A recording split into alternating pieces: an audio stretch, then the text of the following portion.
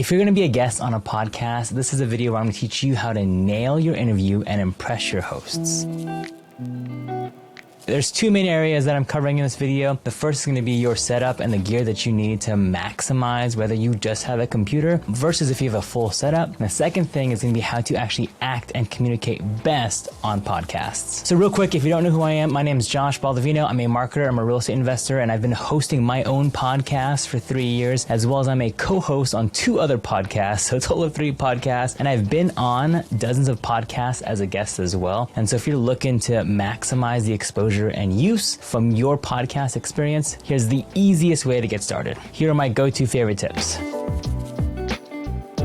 First part, we're gonna talk about setup. And no, you do not need a setup like this. Here's an easy way if you just have a camera, and then I'll get into my setup at the very end. But real quick, if you just have a webcam, the best thing you can do is be close to a light source. So if you have a secondary light, great. Bounce it off a wall and make it hit your face. If you have a window, make sure to either have the window to the side of you or be facing the window. You do not want to shoot with the window behind you because look at this, horrible. So set up your desk so it's in that position. Secondarily, if you have an Apple computer and you have an iPhone, you can actually link up your back camera iPhone as your webcam, which would be way better than your built-in webcam no matter what. Now for a pro setup, I do have a Sony mirrorless camera with a lens on it. There's a light that is bouncing off the wall. I then also have a Shure SM7DB. This is the newest XLR mic that's pretty pricey. Now, don't think that if you need to be a guest and all that you need that. No, software is really good to now where it makes some of your shots and everything and even your audio way better. But if you were to upgrade one piece of equipment, I would suggest starting with the mic first, because a mic is a great universal piece that you can also use on your Zoom calls, on your sales meetings, on other webinars. But I would start with the mic. It's also the cheapest. I have some links down below of where I started. I started off with a $100 mic and now this is a $700 mic. So don't start here unless you got somebody to play with. And the last tip for a setup is some type of backdrop. Now, you may not have a visually appealing backdrop behind you. I know, I get it, it's tough. But I would recommend at least cleaning the corner of a room and making it a little more aesthetic, especially if you would like to be invited on more podcasts. Having a background that is at least clean helps. So again, this is just my living room, and now we could shoot a podcast with this, and this could be the background. It's much more interesting than a blank wall, which is what I see a lot of people use because they don't want to show the background. So don't use virtual backgrounds, don't use blank walls, find something that at least gives you a little bit of visual interest.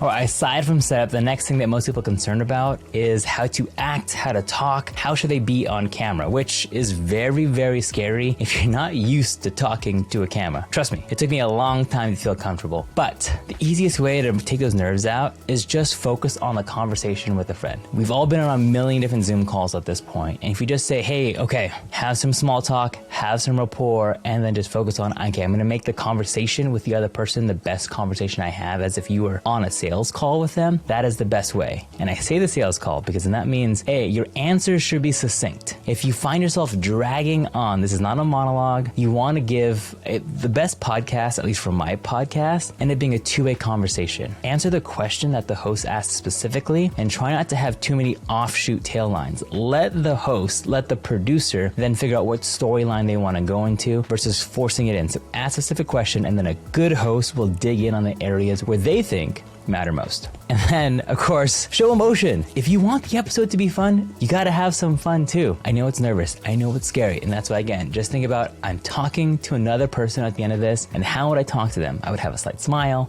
I would be engaging, and if I'm super excited about like, this is the one thing that's changed everything, show that emotion, show that fear, that sadness, but be a real person because people want to see and listen and engage with podcasts and videos that show a human side to people, not just robots. And then one extra bonus tip on that human point, if you want something to be a clip, or if you say this is an awesome highlight, or this is the key takeaway, say that. Like, hey, this, if you take one thing away from this podcast, this is it, ... That not only helps the viewer say, okay, I really need to lean in, but that also helps the editors and the host say, okay, great, this is a key point that they probably want to clip on. If you want that clip to be produced, say it. And it's fun to just kind of show the back end of, talking to the editor sometimes, because I do that a lot. Right, Mark? Thanks. You can wave yourself in the video.